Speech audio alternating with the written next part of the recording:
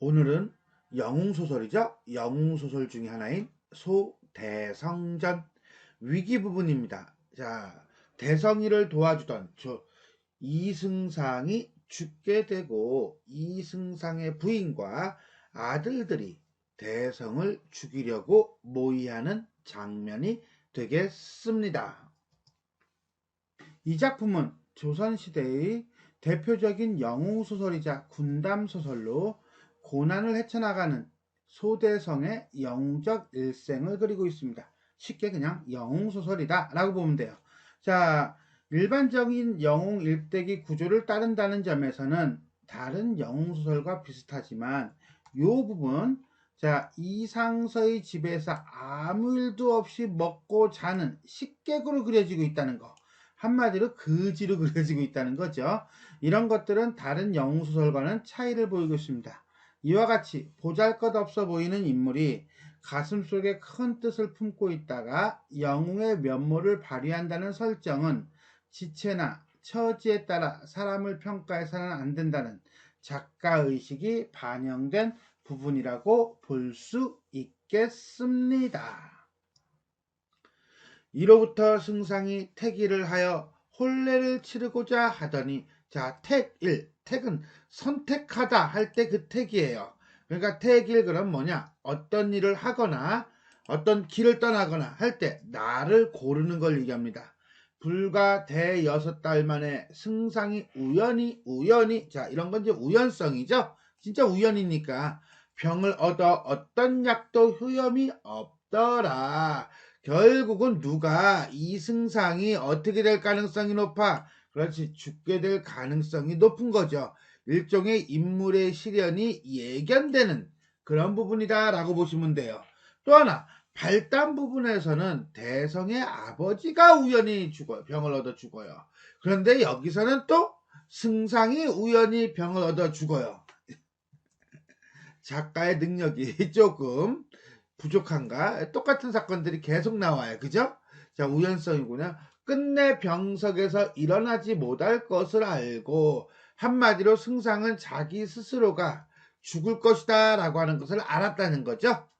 자, 부인을 청하여 손을 잡고 말했다. 이때 말하는 부인이라고 하는 것은 왕부인을 얘기하고요. 손을 잡고 말했다는 것은 유언을 얘기했다. 뭐 이렇게 이해하시면 될 것 같아요.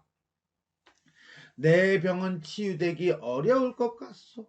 이제 내 나이 이르니라 죽어도 여한이 없으나 다만 딸아이 누구? 채봉. 혼사 치르는 것을 내 눈으로 보지 못한 것이 아니라오. 내가 죽으면 집안의 모든 일들, 크고 작은 일들, 집안의 크고 작은 일들을 부인이 주장해야 할 것이니, 이때 주장이라고 하는 것은 어떤 일을 책임지고 맡아야 할 것이니, 이런 뜻입니다. 딸 아이의 일륜대사, 결혼을 가리키는 말이에요. 내 뜻이 바로 뭔데? 라고 한다면 대성과의 결혼이 되겠지요. 꼭 치러주오. 결국 딸 채봉과 대성의 결혼을 추진해달라는 유언이 되겠네요. 여기서 황천길을 떠나는 이 사람이 누구? 그러면 승상이죠. 한이 없게 해주오. 결국은 여기서부터 여기까지는 부인에게 대성과 딸의 혼사를 부탁하고 있다 라고 보시면 돼요. 이어서 승상은 채봉을 불러서 말했다. 내가 너의 혼사를 보지 못하고 저승으로 가니 그 한이 가슴에 맺히는구나. 자, 딸에 대한 애정이 매우 각별하고요. 그러나 3년 후에도 3년 후라고 하는 것은 왜 굳이 3년이냐? 내가 죽었잖아. 죽으면 옛날 사람들은 뭘 치러? 그렇지, 3년상을 치르죠. 3년 동안은 아무것도 못해, 식구들이. 그러니까 이 3년상을 마친 후에도 중원에서 지은 글을 잊지 말아야 한다. 아마 앞부분에서 중원에서 어떤 글을 지었나 보죠. 그 글을 잊지 말아라 라고 하는 건데, 지금 무슨 얘기를 하고 있는 중이야? 자, 채봉의 결혼과 관련된 얘기를 하고 있는 거죠. 그러니까 여기서 말하는 중원에서 지은 글이라고 하는 것은 결혼하겠다고 약속한 글 정도로 이해하면 될 거예요. 내가 너의 성격을 아나니 달리 부탁할 말이 없구나 라고 하는 것은 내가 굳이 말을 하지 않아도 너는 다 할 거야 라는 거죠. 일종의 채봉에 대한 믿음, 신뢰가 드러나고 있다라고 보시면 돼요. 이것은 왕부인이 소생에게 뜻이 적음을 보고 왕부인이 소생에게 뜻이 적다라고 하는 것은 사위로 못마땅하게 생각한다 이런 뜻이에요. 채봉에게 간곡히 부탁한 말이었다. 자, 여기서부터 여기까지는 뭡니까? 그렇죠. 이 채봉에게 남긴 유언에 대해서 서술자가 어떤 평가, 논평을 내리고 있는 일종의 편집자적 논평에 해당한다라고 보시면 돼요. 마지막으로 승상은 소생을 불렀다. 승생이 뭐야? 사람의 목숨은 하늘의 뜻에 달려있는지라 이것을 거역할 수 없겠구나. 한마디로 뭐야? 인명은 제천이겠구나. 이런 거죠. 승상의 운명론적 세계관이 드러나고 있어요. 내가 자네를 만나 회포를 다 풀지 못하고 황천길을 떠나네. 아쉬워. 딸아이의 일생이 자네에게 달렸으니 라고 하는 것은 결국 대성에게 딸을 맡기겠다는 거죠. 혹 부족한 점이 있어도 설마 부족하게 하겠어? 일종의 겸손의 표현입니다. 이 늙은이를 생각해서 내치지 말게. 새 아들이 혹 옹졸한 일을 하더라도 이 옹졸한 일을 근데 진짜로 해요. 오케이?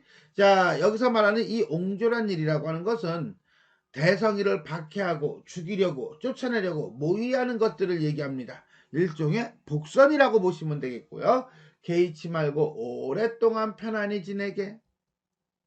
말을 마친 승상은 나이 죽었다. 이에 승상의 가족들이 모두 슬퍼하여 집안에는 곡소리가 진동했다. 소생은 승상이 운명하자 죽자 입관하고 성복하기까지 의례를 극진하게 모셨다. 한마디로 모든 제사 절차를 다 지켰다. 입관이라고 하는 건 시신을 관에 넣는 걸 얘기하고요. 성복인데 이때 복은 뭐야? 옷복자여서 복을 이루어 상복을 입었다 이런 뜻이에요. 소생의 이런 모습을 본 사람마다 칭찬하지 않는 이가 없었다. 왜?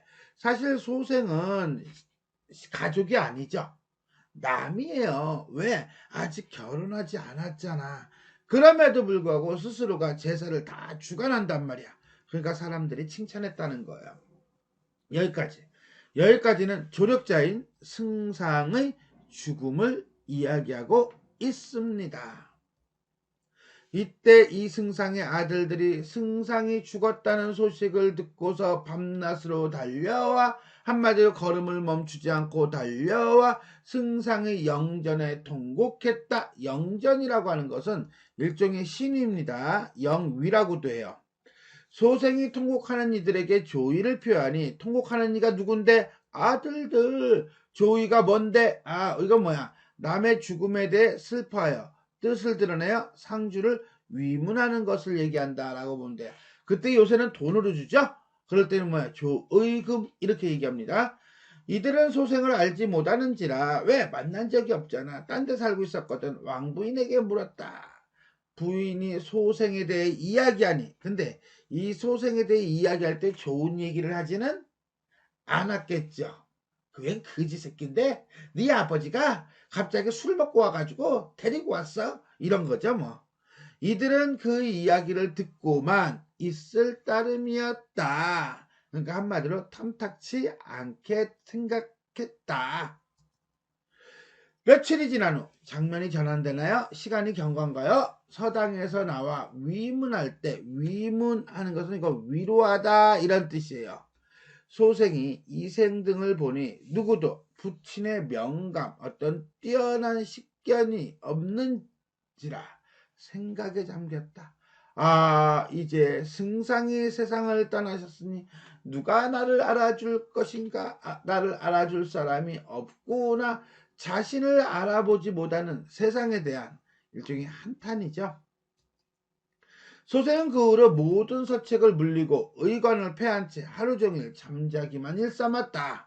자, 이런 거는 좀 독특하기는 해요. 왜냐면은 잠만 잔대요. 나름 영웅인데, 그러니까 일반적인 어떤 홍길동전이라든가 유충열전이라든가 이런 다른 영웅 소설하고는 좀 다른 점이에요. 어떻게 본다면 이거는 승상이 죽었기 때문에 시리에 빠진 모습, 게으른 모습이라고 볼 수도 있고요. 또 어떤 경우는 이게 어찌 본다면 가장 인간적인 모습이 아니겠는가. 자, 생각을 해. 아무리 영웅이라도 사람인데 자신을 도와주고 자신을 믿어주던 사람이 죽었어. 그런데 난 영웅이야. 열심히 살래. 이렇게 하는 사람이 있겠느냐. 인간적인 모습을 보여주는 것이다. 라고 보기도 합니다. 뭐 요쪽으로 보든 어쨌거나 저쨌거나 어쨌거나 그쨌거나 간에 일반적인 영웅소설과 차이를 보인다라는 점은 틀림이 없습니다.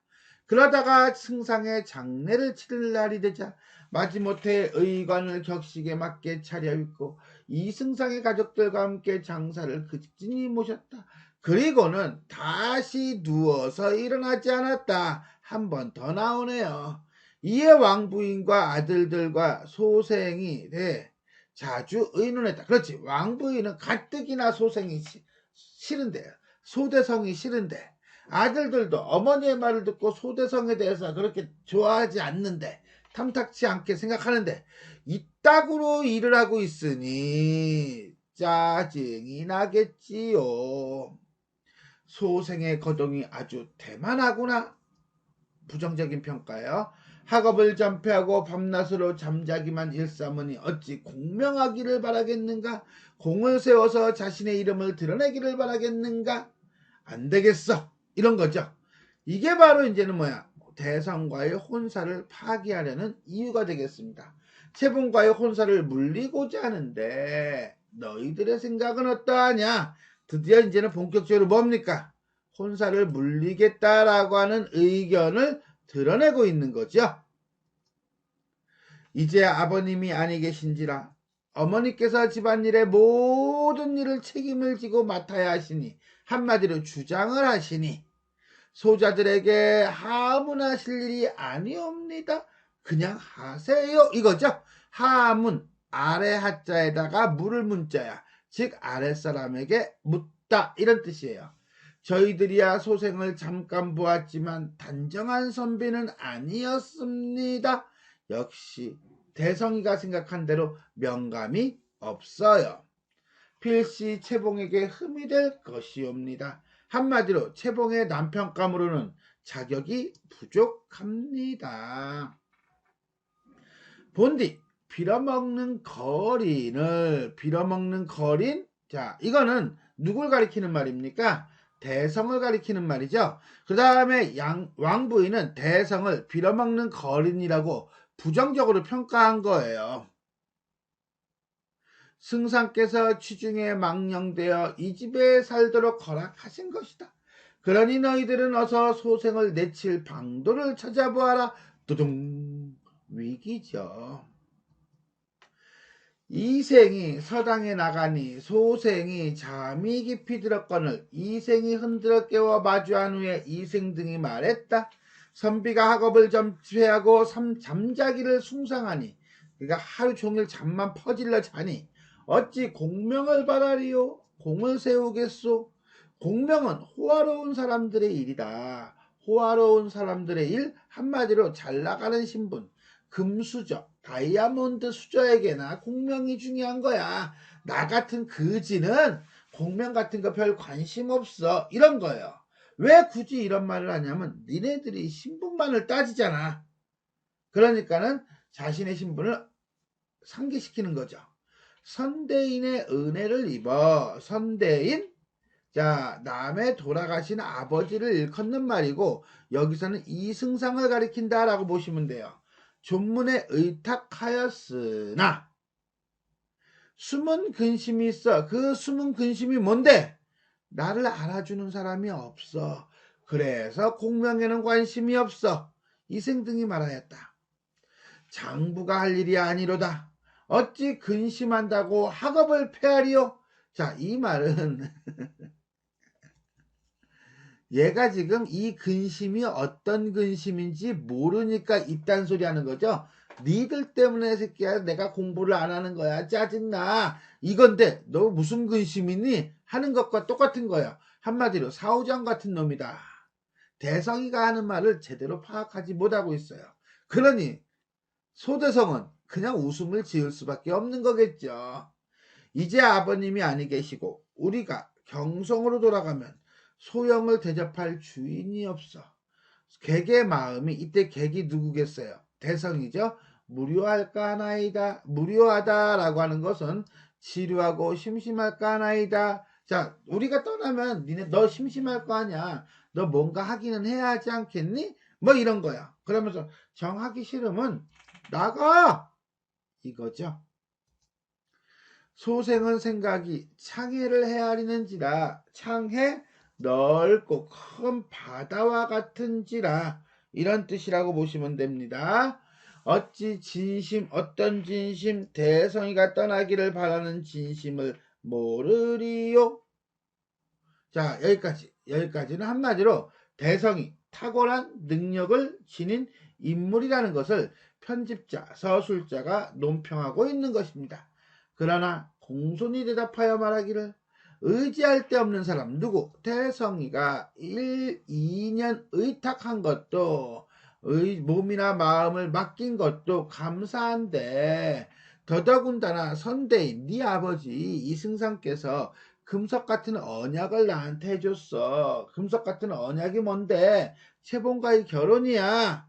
지금까지 있었으니 형들의 인후하심을 바라나이다. 인후하다는 것은 어질고 후덕함을 내가 바랄게. 그 말은 쫓아내지 마. 나는 이 금석 같은 언약을 지키려고 기다리고 있는 중이야. 뭐 이런 거예요. 이생등이 말했다. 비록 언약은 있으나 결혼을 시켜주겠다고 했으나 3년은 아득해. 왜? 3년상 치른다고 했잖아. 그러니까 3년을 기다린다는 건 너무 오랜 시간 아니니? 너 3년 동안 이렇게 퍼먹고 잘래? 이거죠? 소영이 개구로 지냄이 무료할까 함이로이다.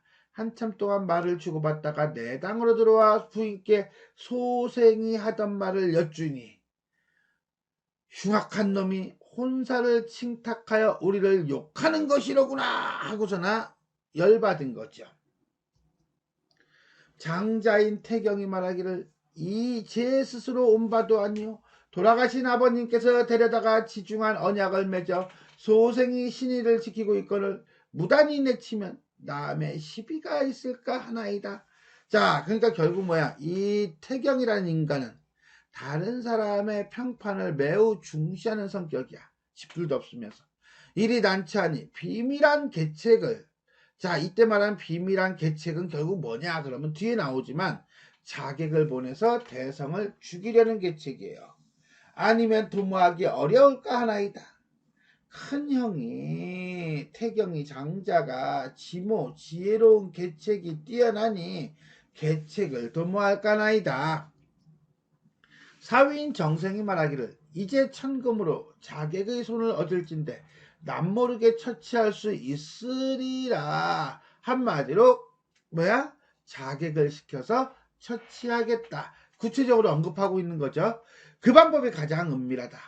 하고 즉시 조영이라는 자객을 불러 천금을 주고 소생의 머리 끝부터 한마디로 머리 끝부터 발끝까지 수말 모든 정보를 이르니 조영이 말하기를 이것은 어렵지 않은 일이라 오늘 밤에 결단하리라 하더라. 그리고 밤을 기다리더라. 그런데 이 정보가 제대로 된 정보는 아닐 것 같아요. 외모야 그렇다 하더라도 맨날 잠만 자고 밥만 먹는 식충이고 그지야 뭐 이렇게 얘기했을 거 아니야. 그죠? 그러니 조영이는 잘못된 정보를 가지고 간 거야. 어쨌거나 간에 자객을 시켜서 대성을 죽이고자 모의하는 이승상의 아들들에 대해서 살펴보았습니다. 자, 이렇게 해서 우리는 위기 부분 중에 한 부분 뭡니까? 이승상이 죽자 이승상의 아들들이 대성을 쫓아내려다 아니 죽이려고 모의하는 장면까지 살폈습니다. 자, 여기서 우리는 이승상의 죽음이 우선 먼저 봐야 할 것 같아요. 그래서 유언의 기능을 봅시다. 새 아들이 혹 옹졸한 일을 하더라도 개의치 말고 오랫동안 편안히 지내게 라고 한단 말이에요. 요 대목만 봐가지고는 요걸 몰라요. 이게 어떤 기능을 하는지. 근데 뒤에 이어지는 내용에서 왕부인과 그 다음에 이승상의 아들들이 소대성을 죽이려고 하는 부분이 있단 말이에요. 그걸로 봤을 때 여기서 말하는 옹졸한 일이라고 하는 것은 결국은 대성을 죽이려고 하는 행위들을 가리키는 암시, 복선에 해당한다 라고 볼 수가 있겠습니다. 자, 이렇게 해서 우리는 소대성전, 이승상이 죽게 되고 이승상의 부인과 아들들이 대성을 죽이려고 모의하는 장면에 대해서 살펴보았습니다. 지금까지 내용이 도움이 되셨다면 좋아요와 구독 버튼 눌러주시고요. 알림 설정 부탁드리겠습니다. 수고하셨습니다.